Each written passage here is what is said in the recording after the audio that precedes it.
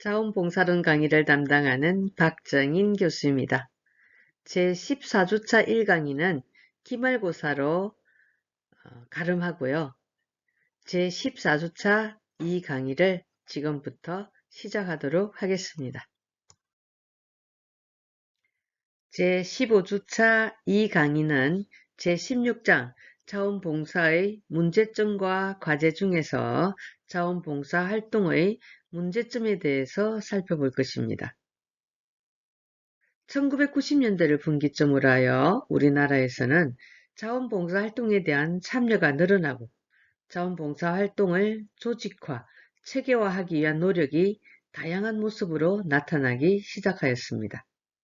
그 결과 자원봉사활동 참여율이 크게 높아졌으며 봉사활동에 참여하는 계층도 종래의 여성, 종교계, 학생계층에서 기업, 언론, 각종 전문가 계층으로 다양화되기 시작하였습니다.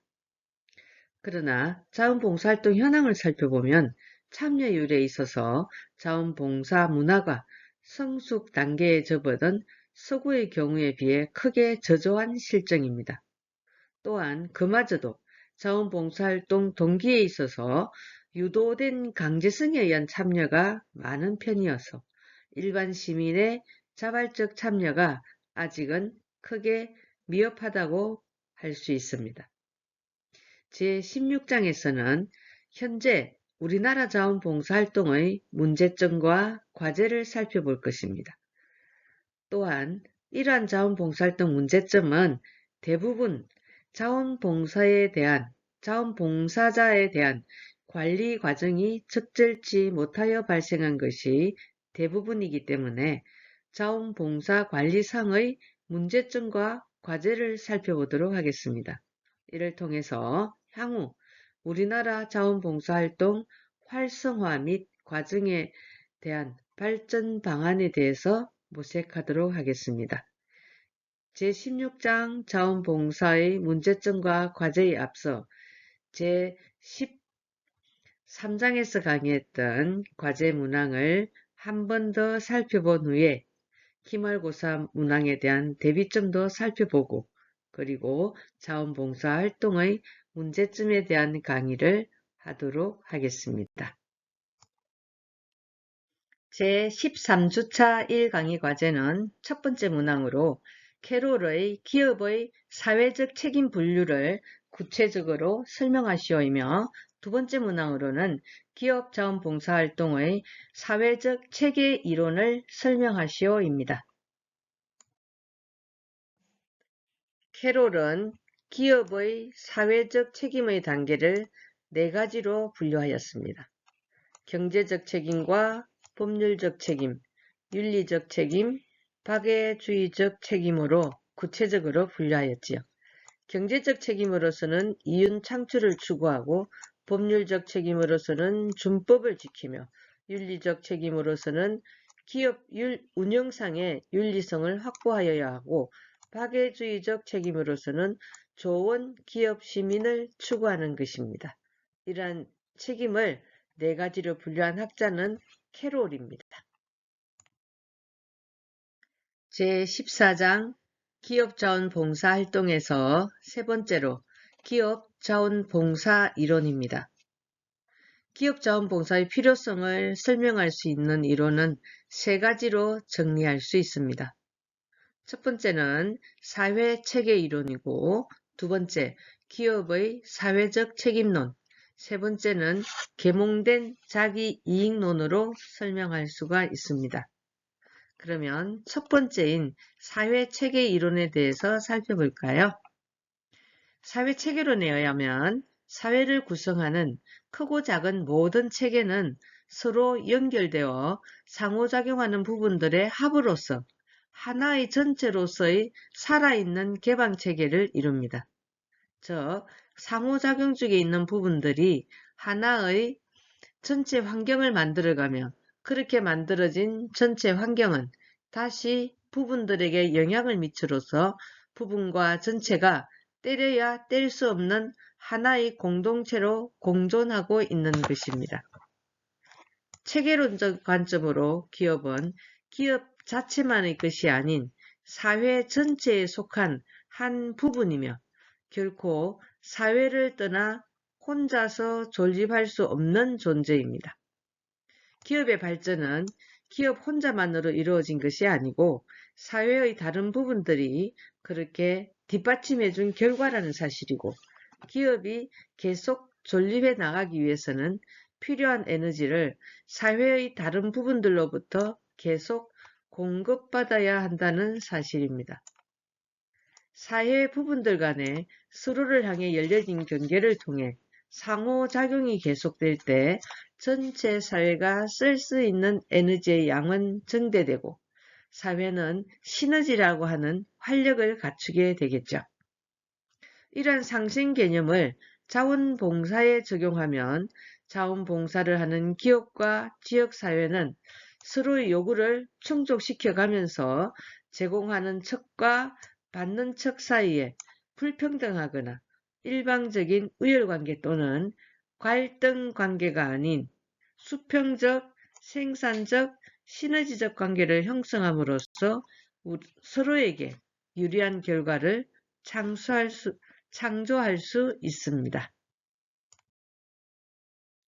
제13주차 2강의 과제는 첫 번째 문항으로 기업 자원봉사 활동의 필요성을 설명하시오이며, 두 번째 문항으로는 기업 자원봉사 활동이 기업 임직원 및 지역사회에 주는 효과를 설명하시오입니다. 제14장 기업자원봉사활동에서 네 번째로 기업 자원봉사의 필요성입니다. 삼성사회봉사단은 기업자원봉사활동은 다음의 세 가지 근본적 이유들 때문에 필요하다고 할 수 있다고 했습니다. 첫째, 기업자원봉사활동은 기업체 자체가 추구하는 전반적인 경제적, 사회적 목적들을 달성하고 기업의 다양한 구성원 및 이해 당사자들의 기대에 부응하는 데 있어 효과적인 도구로서의 역할을 합니다.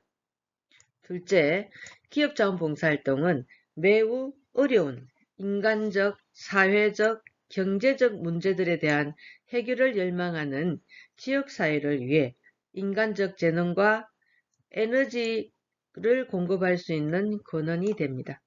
기업은 다른 어느 곳에서도 얻기 힘든 특정 기술들과 전문성을 구비한 집단으로서 자발적인 의지로 참여하는 봉사의 손길을 제공할 수 있습니다. 셋째, 직장이라는 것은 대부분의 사람들에게는 중심적 역할을 수행하기 때문에 기업은 개인들이 일생을 통해서 자기 자신들과 타인들을 도울 수 있는 방편으로서의 자원봉사활동을 지원하고 격려함으로써 기업이 도덕적으로 올바른 위치를 지키고 이것이 자체의 노동 인력을 강화하게 됩니다.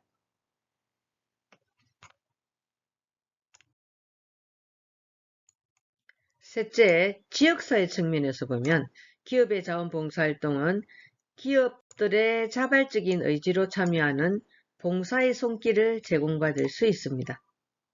자원봉사자들의 지원과 도움이 필요한 지역사회 조직들과 기관들을 기업의 자원봉사 활동이야말로 적극적으로 서비스에 임할 수 있는 자원봉사자들을 모집하고 동원할 수 있는 가장 자연스럽고 잠재적으로 가장 성공적인 지원 체계로 생각할 수 있습니다. 기업은 전문기술, 인적자원, 재정지원, 조직화된 동원체계 등을 상비하고 있으므로 증가하는 복지 수요를 언제나 충족해 줄 수 있는 훌륭한 공급원을 제공함으로써 지역사회 문제 해결에 도움이 될 수 있습니다. 제13주차 3강의 과제는 첫 번째 문항으로 국제자원봉사 활동의 기대 효과를 설명하시오이며, 두 번째 문항으로는 국제자원봉사 활동의 유형을 간략하게 설명하시오입니다. 제15장 국제자원봉사활동에서 두 번째로 국제자원봉사활동의 기대 효과에 대해서 살펴보도록 하겠습니다.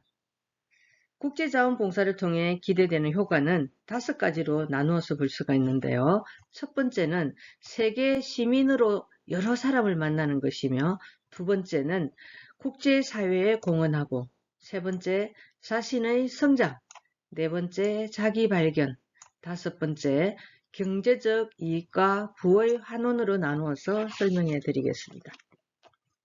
첫 번째, 세계 시민으로 여러 사람을 만난다는 것은 국적, 나이, 신분 등이 전혀 다른 다양한 사람을 만나서 함께 일하기 때문에 인생관과 가치관이 다른 사람들로부터 새로운 경험을 배우게 됩니다. 두 번째로 국제사회에 공헌하는 것인데요. 단지 한국인으로서가 아니라 이 지구에 사는 지구 시민의 일원으로서 국제사회를 위해 기여할 수 있습니다. 인류 공동체로서 지구가 당면하고 있는 여러 국제적인 문제 해결에 보다 적극적으로 참여함으로써 보다 나은 세계를 만들 수 있습니다. 세 번째로 자신의 성장인데요. 한 나라에 정착해 일정 기간 봉사활동을 하게 되면 여행자가 결코 발견할 수 없는 것을 많이 볼 수 있으며, 대부분의 사람들에게 이러한 경험은 평생 잊을 수 없는 귀중한 자산이 됩니다. 따라서 특정 분야에서 현장 경험을 쌓는 것은 견문을 넓히고 자기 자신을 성장시키며, 이러한 경험이 나중에 자신의 문제를 해결하는 데 매우 효과적으로 작용합니다. 네 번째로 자기 발견입니다. 자신의 나라 및 가족과 떨어져서 타국에서 활동하는 것은 자기 발견의 기회를 줍니다. 자신의 진짜 모습은 무엇인가? 어느 정도의 적응력을 가진 사람인가를 알 수 있게 합니다. 자신의 장단점, 자신의 잠재력, 적성, 가능성 등도 알게 됩니다. 다섯 번째로 경제적 이점과 부의 환원입니다. 단순한 이유지만 보통의 여행이나 유학보다 경제적입니다. 또한 이윤을 추구하는 기업이 아니라 여러 국제문제 분야에서 활동을 하는 단체 등에 자신의 돈을 내고 활동에 참가함으로써 자신의 부를 사회에 환원하는 부수적인 이득도 있습니다. 제가 아동자원봉사활동에서 친구 딸 얘기를 한 적이 있죠. 가장 친한 친구의 딸이 대학을 졸업하고 유아교육학과를 나와서 우리나라 유아원에 근무를 한 적이 있지만, 코이카로 국제협력 자원봉사단에 참가해서 2년 동안 캄보디아의 보육시설을 짓고 또 거기에 참여한 얘기를 했죠.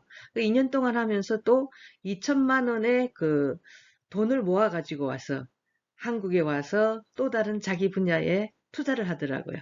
지금은 결혼해서 아들 둘을 낳고 잘 살고 있습니다. 참 자랑스러운 우리 한국의 딸이라고 생각합니다. 세 번째로 국제자원봉사활동의 유형입니다. 국제자원봉사활동은 매우 다양한 유형으로 나타나는데요. 특히 기간과 장소의 다양성에 따라서 일반 자원봉사활동과 커다란 차이를 갖기 때문에 한두 가지의 일정한 틀을 가지고 형태를 구분하기는 쉽지 않습니다. 여기에서는 활동의 내용과 형태에 따라서 다음과 같이 6개의 유형으로 나누어 살펴보도록 하겠습니다. 첫 번째로 워크캠프형입니다. 워크캠프형에는 국제 워크캠프와 한국 워크캠프가 있습니다. 국제 워크캠프는 세계에서 모인 청년들이 함께 먹고 마시고 잠자며 환경, 개발, 평화, 건축, 교육과 관련된 다양한 자원봉사 프로젝트를 진행하는 것을 말합니다.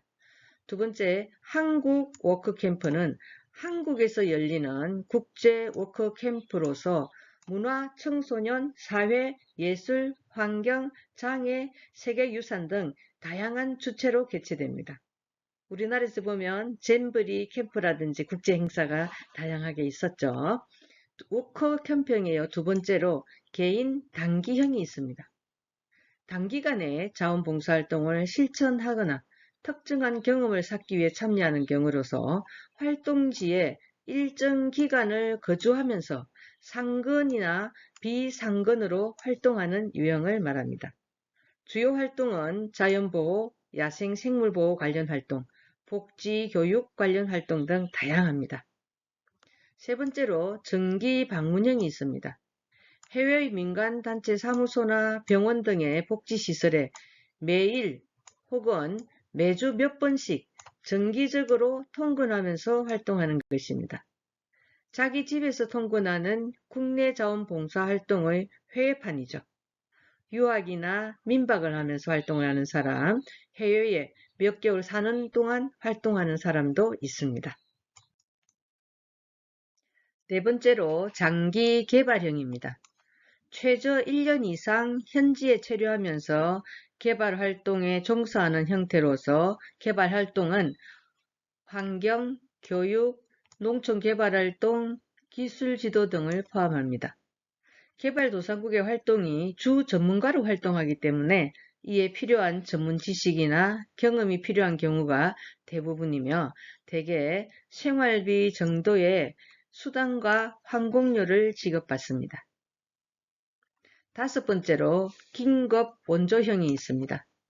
재난에 따른 긴급 사태에 대한 원조 형태로서 예를 들면 홍수나 지진 발생 시 인명구조, 생활원조, 난민원조, 분쟁 시의 인권보호활동 등 인도적 원조 활동이죠. 우리가 외국에서 재난이나 홍수, 지진으로 인한 부분에서 뉴스에 나오면 우리 국가에서 봉사를 하죠. 긴급 원조형이라고 합니다. 이런 것을. 그리고 여섯 번째로 국내형이 있습니다. 어떤 면에서는 국내에서 활동을 시작하여 경험을 쌓은 후에 외국 활동에 도전하는 것이 보다 효율적으로 일할 수 있는 방안이 될 수도 있습니다. 세계 환경 문제, 인권 문제, 개발 문제 등을 다루는 단체 등에서 자원봉사 활동을 하는 것도 국제자원봉사 활동이라 할 수 있습니다. 최근에는 한국에 거주하는 외국인 노동자에 대한 관심 증가로 이 분야의 활동이 많이 증가하고 있습니다. 저도 보건진료소장으로서 공직 근무 시에 광주시 보건소에서는 한 달에 2번씩 보름마다 외국인 무료 진료가 있었습니다. 그 봉사활동에 참여하면서 그 고혈압 환자들이 외국인 노동자 중에 3, 40대가 많이 찾아왔어요.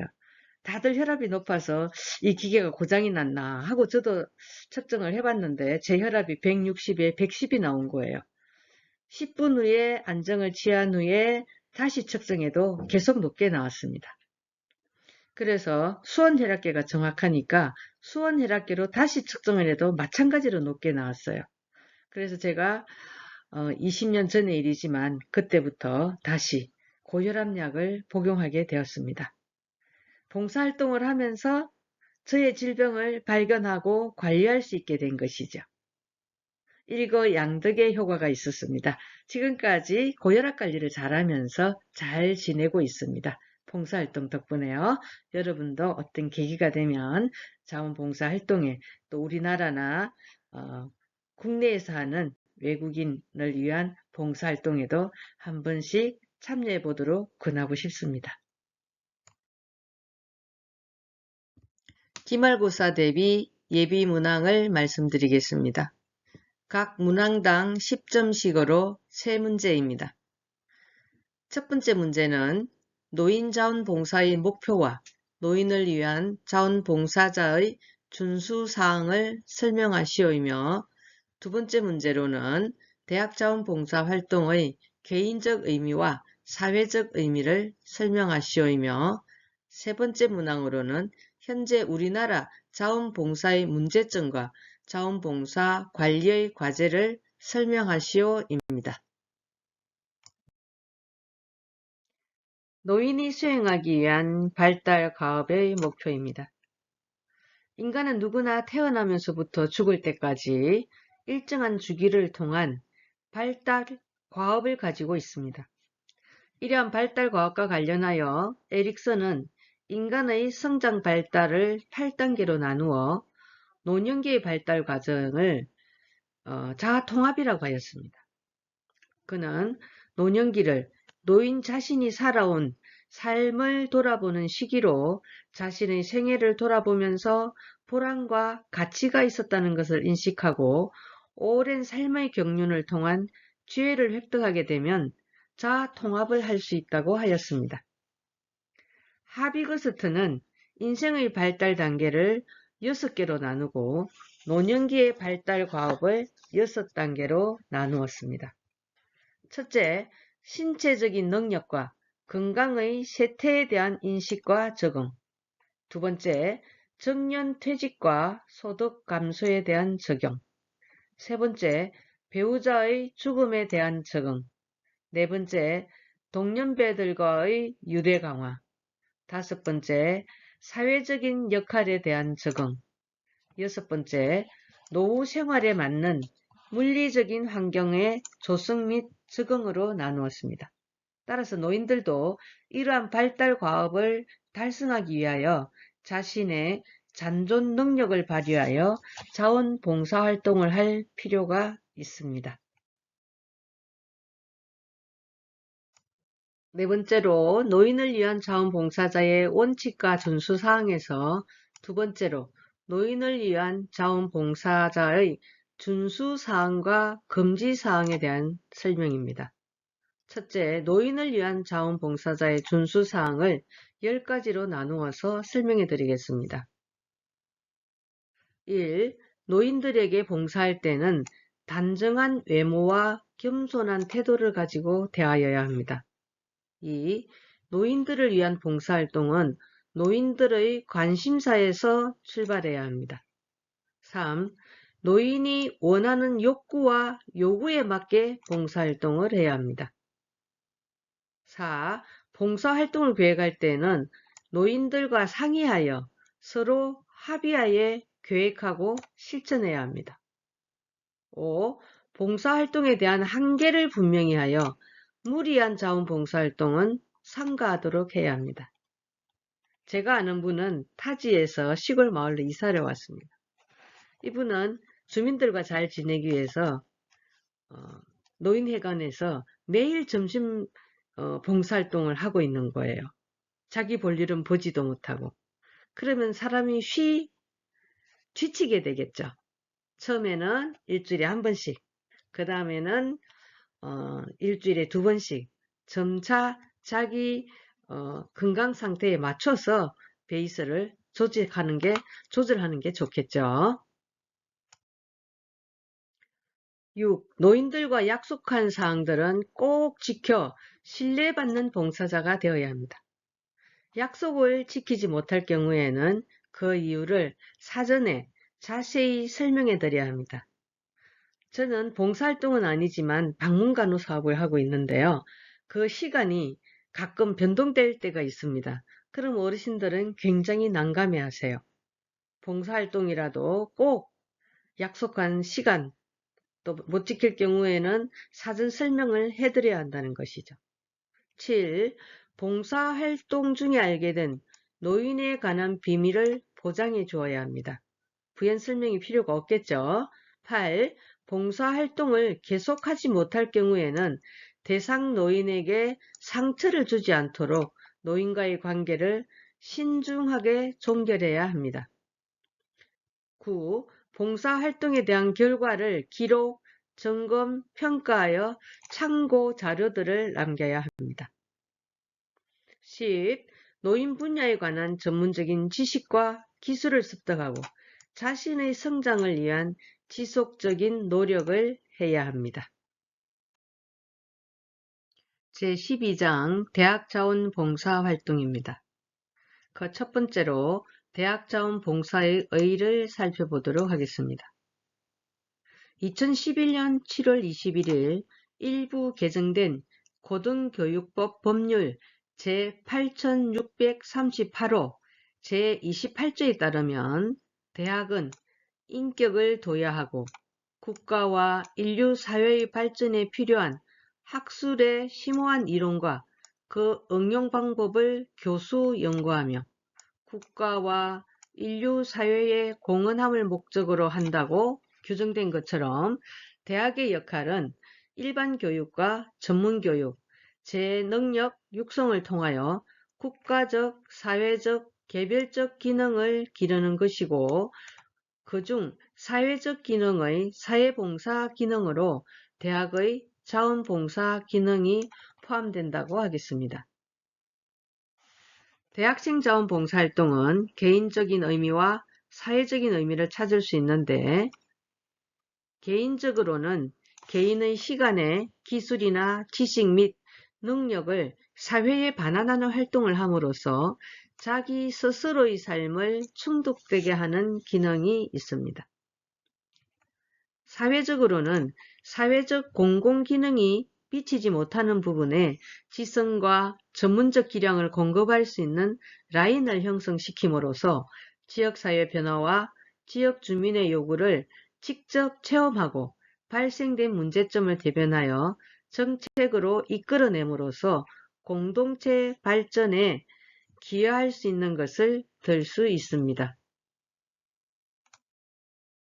제16장 자원봉사활동의 문제점과 과제에서 자원봉사활동의 문제점을 살펴볼까요?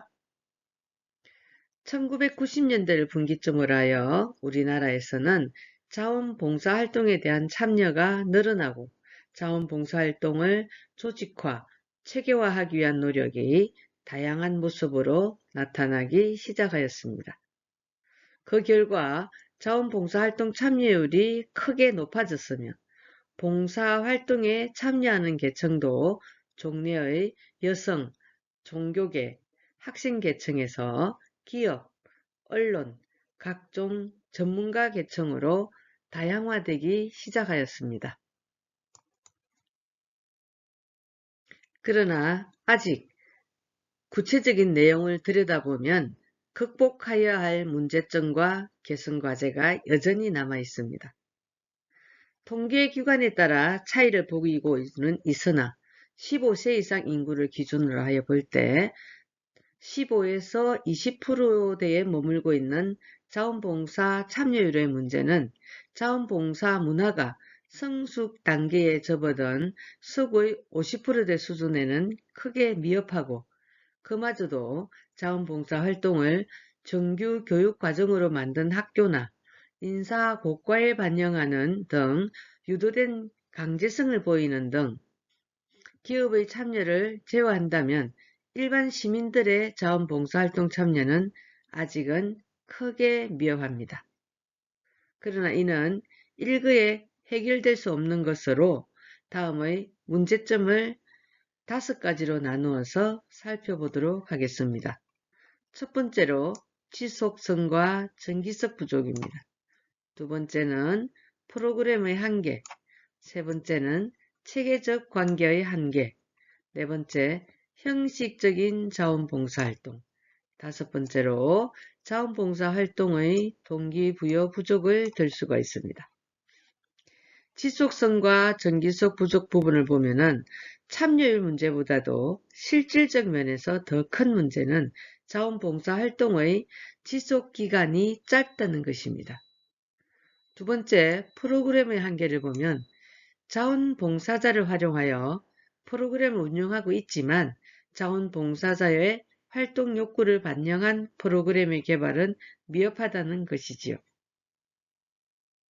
세 번째로 체계적 관계의 한계를 보면 과거보다는 체계적 관리에 대한 관심이 고양되기는 하였지만 아직도 자원봉사 관리를 위한 전문 인력의 양성과 활용 그리고 관리 조정 프로그램의 개발은 개선이 필요하다는 것입니다. 네 번째로 형식적인 자원봉사활동의 문제점은 현재 학생자원봉사활동은 대개 학교의 교육과정과 연계되면서 필수적으로 참여해야 하는 형태로 유도된 자발성의 모습을 띠고 있다는 것이죠. 다섯 번째, 자원봉사활동의 동기부여 부족입니다. 자원봉사활동은 무보수성의 특성을 지니지만 자원봉사자에 대한 승인과 보상은 만족도를 높이고 지속적 활동을 할 수 있도록 하는 중요한 부분이지요. 제14주차 이 강의 과제는 첫 번째 문항으로 자원봉사활동의 문제점 중에서 프로그램의 한계를 설명하시오이며 두 번째 문항으로는 자원봉사활동의 문제점 중에서 형식적인 봉사활동의 해결 방안을 설명하시오입니다. 지금까지의 강의가 여러분들의 기말고사에 도움이 되었으면 좋겠습니다. 경청해 주셔서 감사합니다. 잠시 후에 만나요.